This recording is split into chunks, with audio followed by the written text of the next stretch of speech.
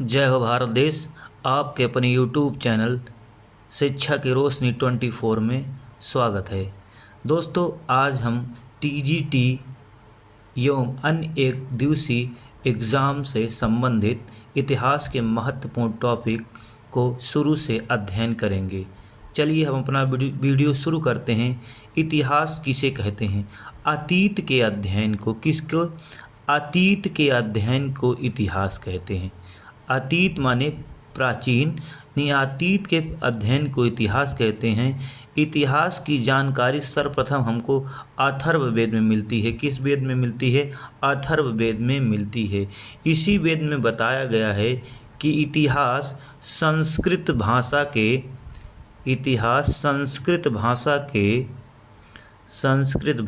के 3 शब्दों से मिलकर बना है। इति, धन हा, धन आस।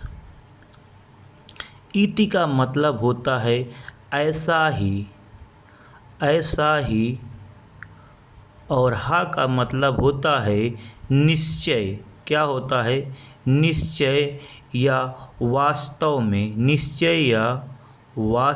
में। और आस का मतलब होता है हुआ है या था। ठीक, इस प्रकार हम कह सकते हैं कि वास्तव में या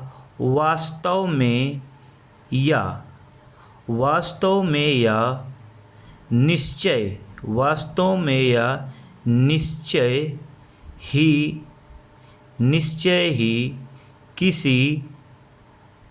किसी घटना का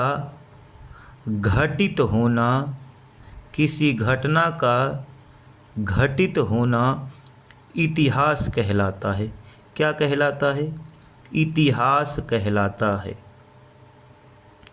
इतिहास कहलाता है। ठीक, इतिहास की उत्पत्ति को लेकर इतिहास की उत्पत्ति को लेकर एक इतिहासकार ने बताया है जिसका नाम है कोलिन वुड। क्या? कोलिन वुड ने इतिहास की उत्पत्ति के संबंध में इन्होंने एक महत्वपूर्ण टिप्पणी की है। इन्होंने कहा है जो मनुष्य है, क्या मनुष्य है, यह एक बौद्धिक प्राणी है और उसने सोचा कि मेरे पूर्वज कौन हैं, मैं कौन हूँ और कहाँ रहता हूँ, आदि जैसे प्रश्नों के बारे में जानने की कोशिश की और तभी से इतिहास का जन्म माना जाता है।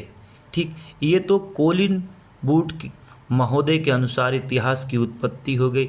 लेकिन इतिहास जो है, क्या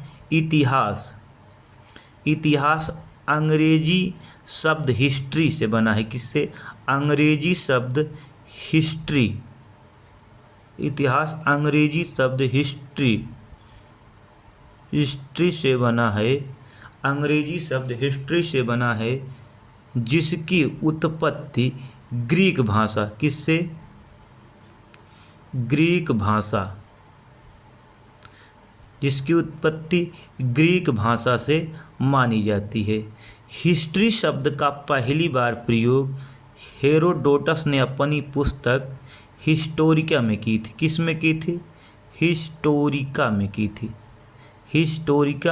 थी। इसीलिए हेरोडोटस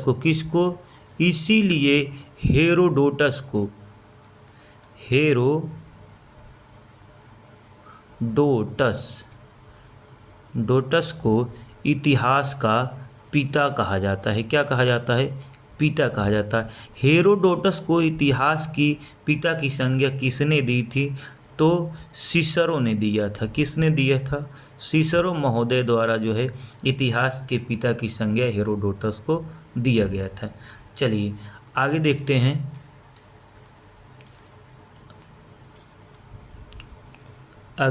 हैं।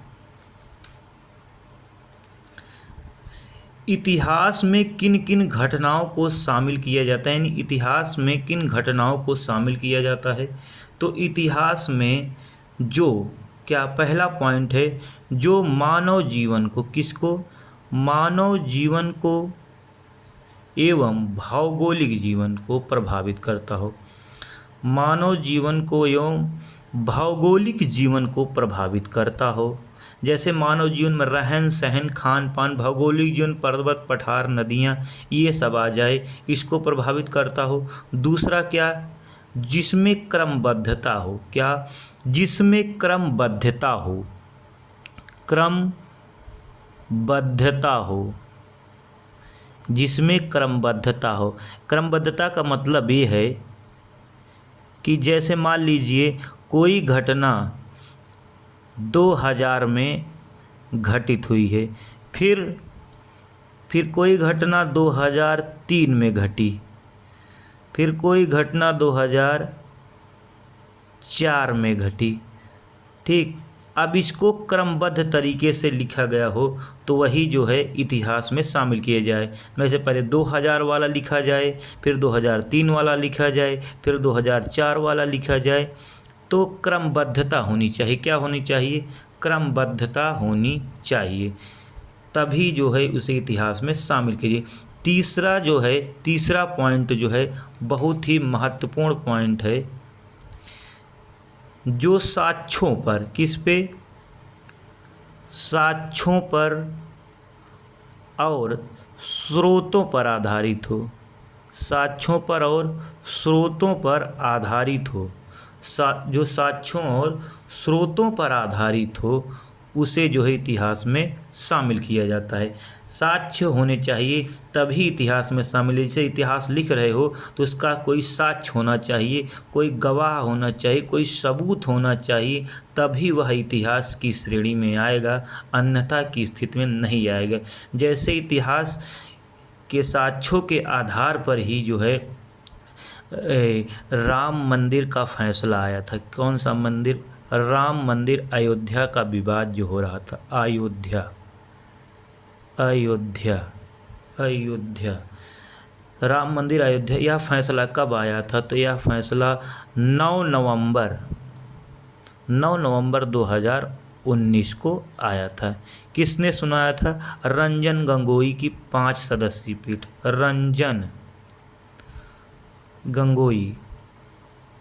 रंजन गोगोई की 5 सदस्यीय टीम ने यह फैसला सुनाया था।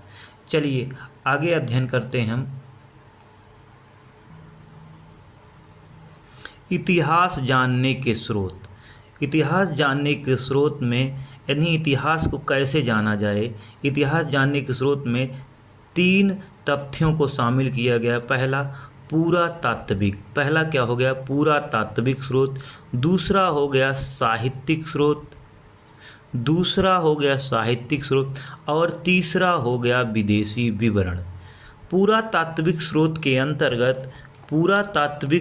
के अंतर्गत हम अभिलेखों, मुद्राओं, स्मारक भवन कलाओं एवं मूर्ति कला का अध्ययन करते हैं, जबकि साहित्यिक स्रोत के अंतर्गत धार्मिक साहित्य और लौकिक साहित्य का अध्ययन करते हैं। और धार्मिक साहित्य को भी 2 भागों में बांटा गया, ब्राह्मण साहित्य में वेद, उपनिषद, पुराण आदि आते हैं, और ब्राह्मण साहित्य से जो कुछ भी बचता है उसे ब्राह्मणेतर साहित्य में रखा गया है। जैसे जैन धर्म, कौन सा धर्म, जैन धर्म, बौद्ध धर्म और ईसाई धर्म आदि जो है ब्राह्मणेतर साहित्य में अध्ययन करते हैं इतिहास लिखने के लिए। फिर उसके बाद हम लौकिक के अंतर्गत आता है, क्या आता है, ऐतिहासिक ग्रंथ, जीवनियाँ, कल्प साहित्य। ठीक, उसके बाद तीसरे पॉइंट में आता है विदेशी विवरण, जिसके अंतर्गत यूनानी लेखक, चीनी लेखक, अरबी लेखक के बारे में अध्ययन किया जाता है। तो आज हम लोग पूरा तात्विक से संबंधित महत्वपूर्ण बिंदु को कवर करेंगे जो परीक्षा की दृष्टि से आपके लिए बहुत ही उपयोगी होगा। पुरातात्विक। पुरातात्विक स्रोत के अंतर्गत हमने बताया अभिलेख। क्या बताया? अभिलेख महत्वपूर्ण है। पहला ही अभिलेख। अभिलेख अभिलेख के अध्ययन को एपिग्राफी कहते हैं। क्या कहते हैं अंग्रेजी में? एपिग्राफी। एपिग्राफी कहते हैं। अभिलेख वह दस्तावेज है। क्या? अभिलेख वह ऐतिहासिक दस्तावेज है जो ताम्रपत्र एवं शिलाओं यानी पत्थर की शिलाओं पर खुदा हो। यह 3 प्रकार का होता है। कितने प्रकार? 3 प्रकार। पहला है शिलालेख। शिलालेख जो पत्थर को सपाट काट के बनाया जाता था। दूसरा है स्तंभलेख। स्तंभलेख और तीसरा है गुहालेख। क्या है? गुहालेख। ठीक। अब इससे महत्वपूर्ण पॉइंट क्या है एक परीक्षा की दृष्टि से? पहला महत्वपूर्ण पॉइंट है कि सबसे प्राचीन अभिलेख किसका माना जाता है? सबसे प्राचीन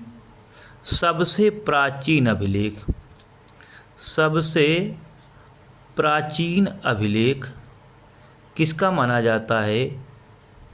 कमेंट करिए।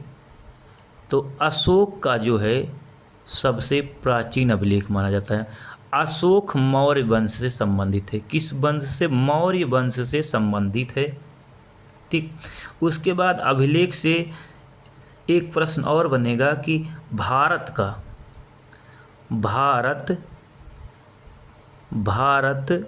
वर्ष का उल्लेख यानी भारत देश का उल्लेख किस अभिलेख में मिलता है? तो हाथी गुम्फा अभिलेख में। किस अभिलेख में? हाथी गुम्फा अभिलेख में। यह हाथी गुम्फा अभिलेख किससे संबंधित है?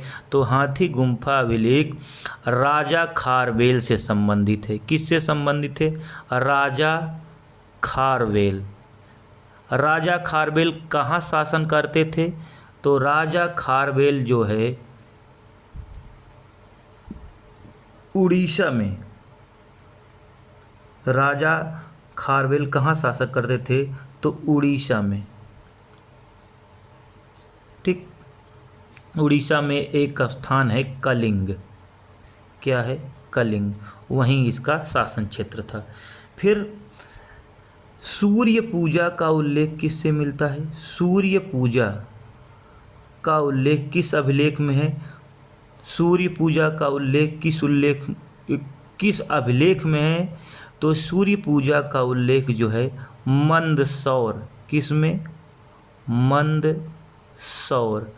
और इसी मंदसौर अभिलेख में जो है रेशम बुनकरों का भी उल्लेख है। रेशम बुनकरों महत्वपूर्ण है। रेशम बुनकरों का भी उल्लेख है। अब बता दें ये जो मंदसौर है, ये मंदसौर अभिलेख किस राजा से संबंधित है? तो यह जो है मालवा के राजा से संबंधित है। कहाँ के राजा के? मालवा के राजा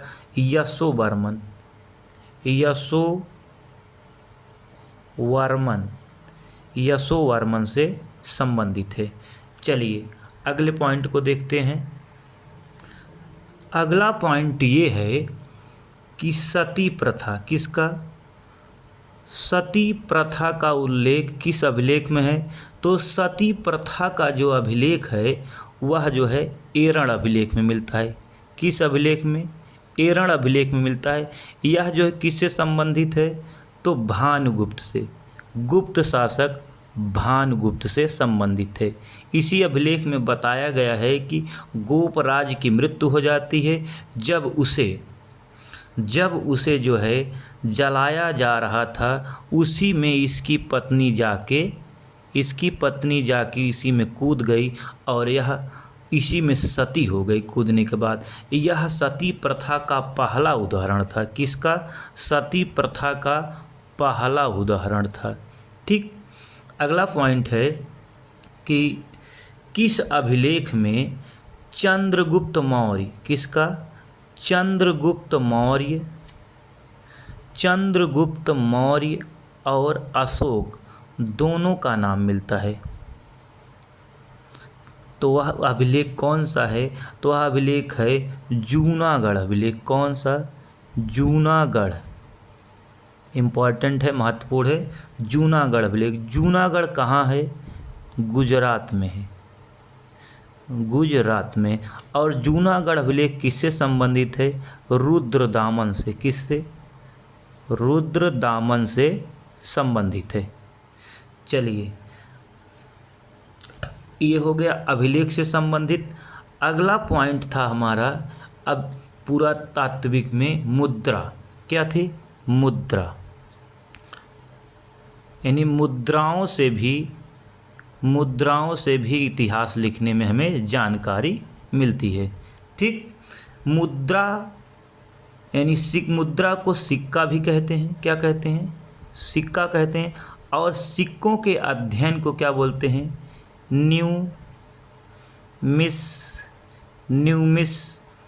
न्यूमिस्मेटिक्स। मुद्रा के अध्ययन को क्या कहते हैं? न्यूमिस्मेटिक्स कहते हैं। ठीक। मुद्राओं पर जो है कोई लेख नहीं होता था। उस समय मुद्राओं में कोई लेख नहीं होता था, केवल आकृतियाँ बनी होती थी। क्या? कुछ न कुछ ऐसे आकृतियाँ बनी होती थी और इन्हीं आकृतियों के आधार पर इतिहास को लिखा गया था पुराने ज़माने में। लेकिन अगर पूछा जाए कि पहला ज्ञात सिक्का किसे माना जाता है भारत का, यानी भारत का पहला ज्ञात सिक्का किसे माना जाता है, तो पंचमार्क। किसको? पंचमार्क। पंचमार्क को जो है भारत का पहला ज्ञात सिक्का माना जाता है। इसे आहत सिक्के भी कहा जाता है। आहत सिक्के भी कहा जाता है। ठीक। इस पे मतलब आहत नाम इसका क्यों है? क्योंकि पुराने ज़माने में जो है मशीन नहीं थी। छेनी हथौड़ी से आहत यानी चोट दे के काट काट के बनाया जाता था, इसलिए इसका नाम आहत सिक्का भी पड़ा। तो भारत का पहला ज्ञात सिक्का किसे कहा जाता है? पंचमार्क या आहत सिक्के को भारत का पहला ज्ञात सिक्का कहा जाता है। अब सिक्कों से संबंधित कुछ महत्वपूर्ण पॉइंट है। पहला पॉइंट है कि नहीं, सोने के सिक्के संबंधित। सोने के सिक्के पहली बार किसने चलवाया था? तो सोने के सिक्कों को पहली बार कब? पहली बार किसने चलवाया था? तो पहली बार जो है यूनानियों द्वारा चलवाया गया। किसके द्वारा? यूनानियों द्वारा। फिर एक पॉइंट है, लेखों वाला सिक्का किसके द्वारा चलाया गया? लेख यानी लिखा था उस पर, किसने चलवाया? यूनानियों द्वारा ही। यह भी यूनानी द्वारा चलवाया गया था। फिर उसके बाद है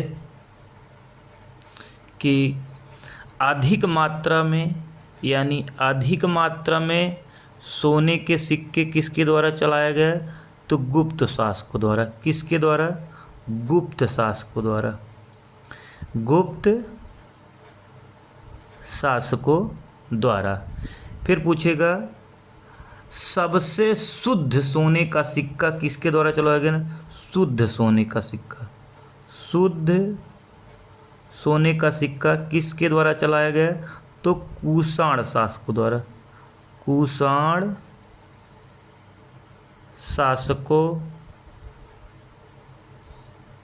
शासकों द्वारा चलवाया गया था। चलिए अगला पॉइंट देखते हैं। अगला पॉइंट ये है कि शीशों, यानी जो शीशों का सिक्का था किन शासकों द्वारा चलाया गया था? सातवाहनों द्वारा। सातवाहन शासकों द्वारा। सातवाहन वंश है। सातवाहन शासकों द्वारा जो है शीशों का सिक्का चलवाया गया, यानी शीशे का सिक्का सातवाहन शासकों द्वारा चलवाया गया था। फिर एक प्रश्न बनेगा चमड़े का सिक्का। किसका? चमड़े का सिक्का किसके द्वारा चलवाया गया था?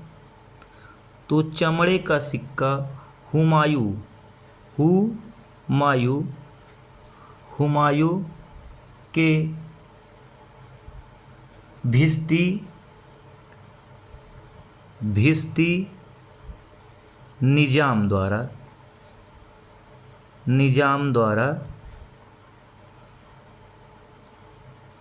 चलवाया गया था। चमड़े का सिक्का किसके द्वारा? हुमायूं के भिश्ती निजाम द्वारा चमड़े का सिक्का चलवाया गया था। और ये भी बता दें, सर्वाधिक भारत में, अगर भारत में पूछा जाए, भारत में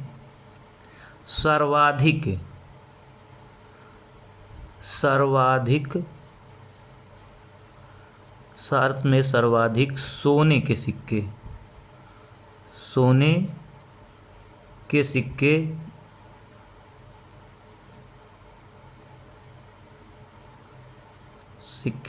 सोने नहीं, भारत में सर्वाधिक सिक्के किसके शासनकाल में प्राप्त हुए?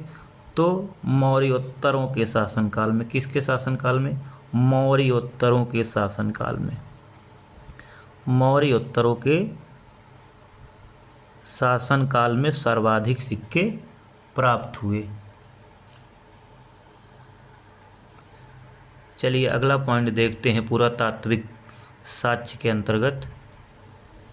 अगला पॉइंट संबंधित है मंदिर निर्माण शैली। किससे? मंदिर निर्माण शैली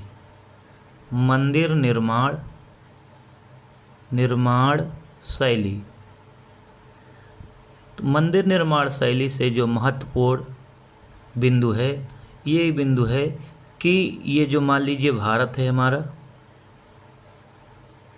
ये भारत है,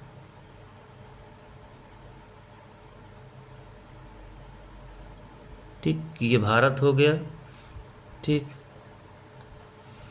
यह जो उत्तर भारत है, कौन सा? उत्तर भारत में जो है नागर शैली थी। क्या? नागर शैली थी, महत्वपूर्ण है। और दक्षिण भारत में द्रविड़ शैली प्रचलित थी मंदिर निर्माण की। कौन?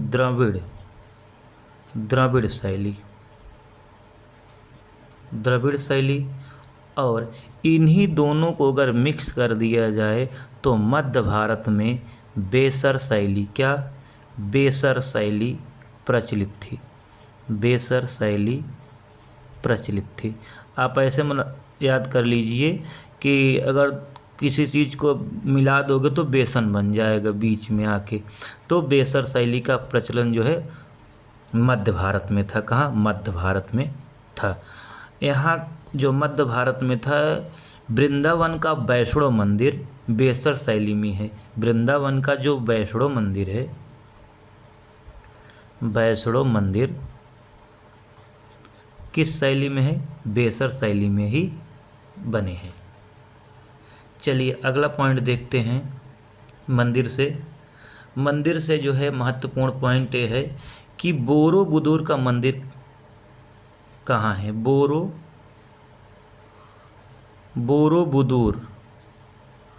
बोरोबुदुर का मंदिर कहाँ है? तो बोरोबुदुर का मंदिर जो है इंडोनेशिया में है। कहाँ है? इंडोनेशिया में है। इंडोनेशिया में स्थित है, जावा द्वीप पर। कहाँ? जावा द्वीप पर स्थित है। और बोरोबुदुर मंदिर जो है किस धर्म से संबंधित है? बौद्ध धर्म से। किस धर्म से? बौद्ध धर्म से संबंधित है, ठीक। अगला महत्वपूर्ण पॉइंट ये है कि अंकोर वाट का मंदिर। कौन? अंकोर वाट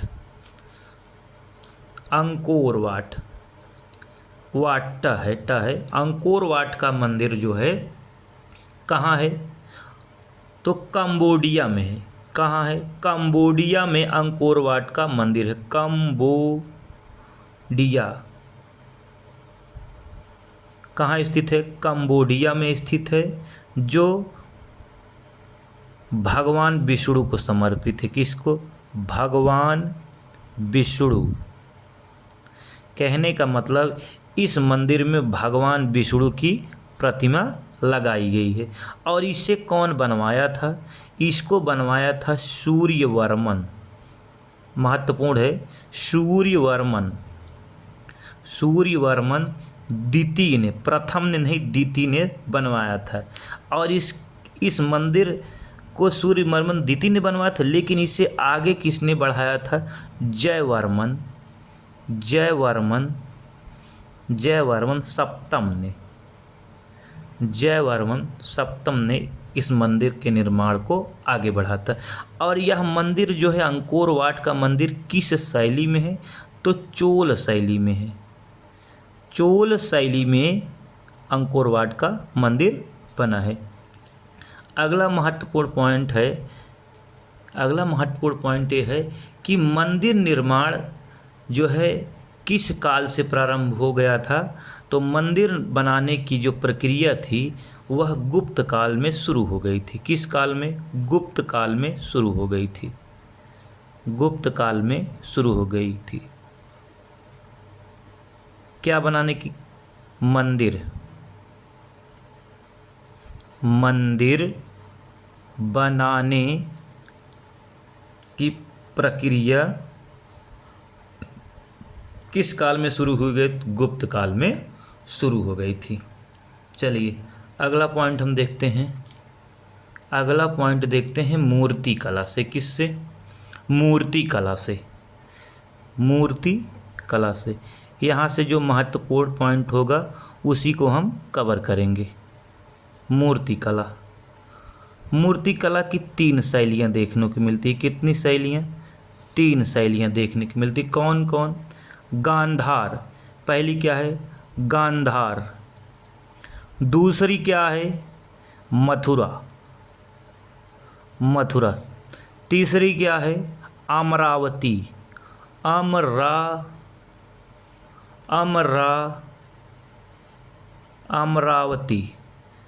क्या है? अमरावती। तब इससे जो है महत्वपूर्ण पॉइंट देख लेते हैं। जो गांधार शैली है इसका प्रचलन अफ़गानिस्तान में देखने को मिलता है। इसका प्रचलन कहाँ देखने को मिलता है? अफ़गानिस्तान में। अफ़गानिस्तान कहाँ देखने को मिलता है? अफ़गानिस्तान में मिलता है। इसका सर्वाधिक विकास जो है कुषाण काल में हुआ था। किस काल में हुआ था? कुषाण काल में। कुषाण काल में इसका सर्वाधिक विकास हुआ था। बुद्ध की जो मूर्ति है, किसकी? बुद्ध की। बुद्ध की जो मूर्ति है इस शैली में बनाई गई थी। किस शैली में? गांधार शैली में बनाई गई थी। चलिए मथुरा में जो है, मथुरा शैली जो है यह मौर्योत्तर काल से। किस काल से? मौर्योत्तर काल से शुरू हो गई थी। मौर्योत्तर काल से शुरू हो गई थी। किस काल से? मौर्योत्तर काल से शुरू हो गई थी। मथुरा शैली की एक महत्वपूर्ण विशेषता ये है। क्या है मथुरा शैली की एक महत्वपूर्ण विशेषता? इस शैली में जो है ब्राह्मण, जैन, बौद्ध तीनों धर्मों से संबंधित मूर्तियां बनाई गई। तीनों धर्मों से संबंधित जो है मूर्तियां बनाई गई थी। किस शैली में? मथुरा शैली में। बहुत ही महत्वपूर्ण है, ध्यान में रखिए इसको। चलिए अगला पॉइंट है अमरावती। अमरावती जो है यह सफ़ेद पत्थरों से बनाया जाता था। किससे? यह मूर्ति जो है सफ़ेद पत्थरों से बनाई जाती थी। सफ़ेद पत्थरों से, अर्थात संगमरमर से। किससे? संगमरमर से। संगमरमर से बनाई जाती थी। ठीक। यह जो है बौद्ध तथा सातवाहन वंश से संबंधित है। बौद्ध तथा सातवाहन वंश। किससे? सातवाहन वंश, सातवाहन वंश से संबंधित है। अमरावती मूर्तिकला जो है बौद्ध तथा सातवाहन वंश से संबंधित है। एक महत्वपूर्ण पॉइंट जो है, बहुत ही महत्वपूर्ण है, इसको ध्यान में रखिएगा, एग्जाम में हो सकता है पूछ लिया जाए, कई बार पूछा भी है। जैसे पूछेगा कि जो गांधार शैली किस पत्थर से मूर्तियां बनाई गई, जो गांधार शैली की जो मूर्तियां हैं किस पत्थर से बनाई गई, तो गांधार शैली की जो मूर्तियां बनाई गई थी वो धूसर बलुआ पत्थर से बनाई गई थी, बलुआ पत्थर से बनाई गई थी। और मथुरा वाली लाल बलुआ पत्थर, मथुरा वाली शैली में जो है लाल बलुआ पत्थर लगाए गए थे, लाल बलुआ पत्थर लगाए गए थे। अमरावती वाली बता दिए सफ़ेद पत्थर अर्थात संगमरमर बनाई गई थी। एक महत्वपूर्ण पॉइंट ये है कि जो है गांधार शैली है, इसमें बुद्ध को, गांधार शैली जो है इसी में बुद्ध को आध्यात्मिक दिखाया गया। क्या दिखाया गया है? बुद्ध को आध्यात्मिक दिखाया गया है, यानी जो बुद्ध की मूर्तियां बनी हैं वो आध्यात्मिक दिखाई गई है। और मथुरा शैली में बुद्ध को जो है प्रसन्न चित्त दिखाया गया। क्या दिखाया गया? प्रसन्न चित्त, प्रसन्न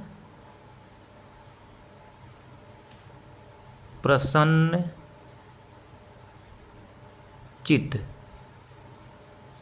प्रसन्न चित्त दिखाया गया है।